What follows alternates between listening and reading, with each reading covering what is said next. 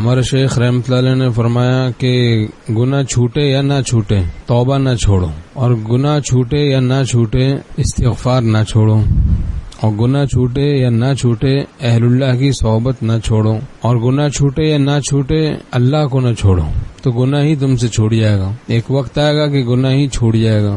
روحانی زہر یہ گناہ ہے، تمہارا مرض گناہ ہے اور دوا استغفار ہے، حدیث پاک میں ہے تمہارا مرض گناہ ہے اور دوا استغفار ہے۔ اللہ سے گڑ گڑا کے دعا مانگنا، یا اللہ یہ گناہ مجھ سے چھڑا دے، یہ بھی بہت مبارک ہے۔ امید ہے خدا کی رحمت سے کہ ایسے شخص سے بھی درگزر کا معاملہ ہو، چونکہ اس نے گناہ تو چھوٹا نہیں لیکن دعا تو مانگتا ہی تھا درد دل سے ہم سے ہی دعا مانگتا تھا۔ اللہ جب دیکھے گا ہم سے ہی دعا مانگ رہا تھا، چھوٹا نہیں اس سے، لیکن پھر امید ہے کہ اس کے ساتھ بھی درگزر کا معاملہ ہو جائے۔ نہیں چھوٹتی لت اگر معصیت کی، تو رکھ دے سر اپنا تو چوکھٹ پہ رب کی، کہ محبوب ہیں بارگاہ صمد میں، ندامت کے آنسو ندامت کی باتیں۔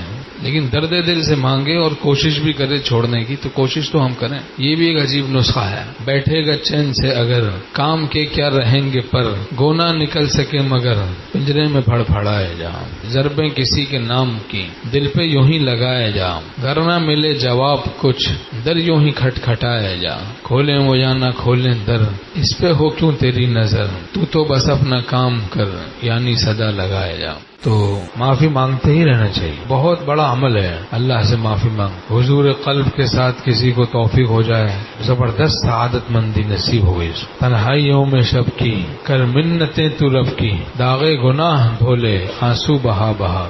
تو دو رکعت صلاۃ حاجت پڑھیں، آسان نسخہ ہے اصلاح کا۔ اللہ سے اپنی اصلاح کی تزکیہ کی بھیک مانگ، اللہ مجھے گناہوں سے پاک کر دے۔